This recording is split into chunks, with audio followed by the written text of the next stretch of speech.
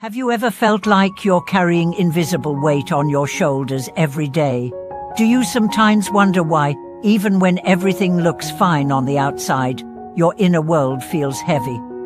Welcome back to our channel. Today, we are going to uncover one of the most profound secrets to lightening that invisible burden, and it lies in a 2,500-year-old scripture, the Diamond Sutra. Line by line, this sacred text contains the blueprint to untangle the knots of anxiety, attachment, identity, and illusion. So let's take a deep breath and begin. The Diamond Sutra are aught in length, infinite in wisdom, revered across Buddhist traditions.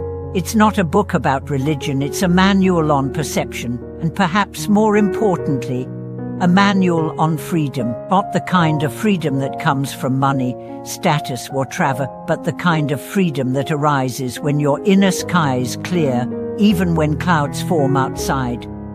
The core message of the Diamond Sutra can be summed up in one radiant sentence: let the mind arise without dwelling on anything.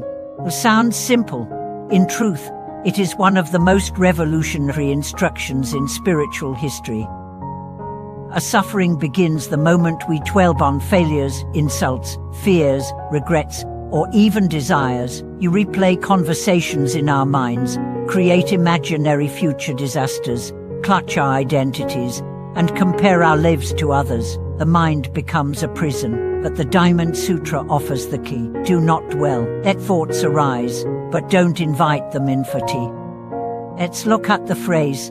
All conditioned phenomena are like dreams, illusions, bubbles, shadows, like dew or a flash of lightning. Here, the sutra doesn't tell you to abandon life, it tells you to see it differently. When you realize everything is fleeting, fragile, and interconnected, your clinging naturally drops. You stop arguing with impermanence and begin dancing with it. This is the first step to feeling lighter. When you stop resisting change, life becomes more fluid. When you stop grasping for permanence, anxiety dissolves. Now consider this teaching. There is no self, O other, O being, O lifespan. This is not philosophical mumbo-jumbo. It's an invitation to dissolve your suffering at its root. You suffer because you believe there's a fixed you that must be protected, validated, admired. But what if that you is actually just a collection of shifting thoughts, memories, sensations, and labels? If there's no fixed self, then there's no one to defend, no one to impress, no image to maintain. You become as light as air. This insight alone has transformed lives. Take the example of a man who was once obsessed with success. Every setback shattered him. Every compliment made him high. Every insult made him spiral. His emotional state was a roller coaster. At once he began reading and reciting the Diamond Sutra. Something changed. He began to see his ego not as himself, but as a habit, a shadow, not his essence. Slowly, he stopped reacting. He began responding. He felt lighter, not because life changed, but because his grip on identity loosened. Now let's talk about perhaps the most misunderstood line in the Diamond Sutra.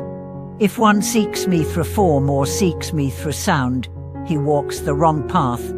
The Buddha is not found in statues, not in chants, not even in words. He is found in awareness itself.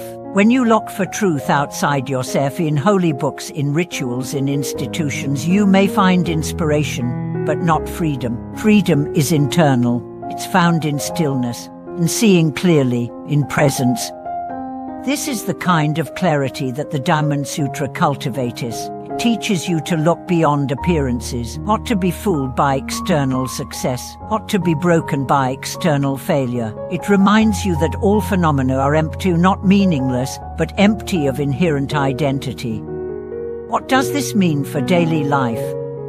It means that when someone criticizes you, you don't crumble because that criticism doesn't define you. When someone praises you, you don't get lost in pride, because that praise doesn't define you either. You become like the ocean. Waves come and go, but your depth remains unmoved.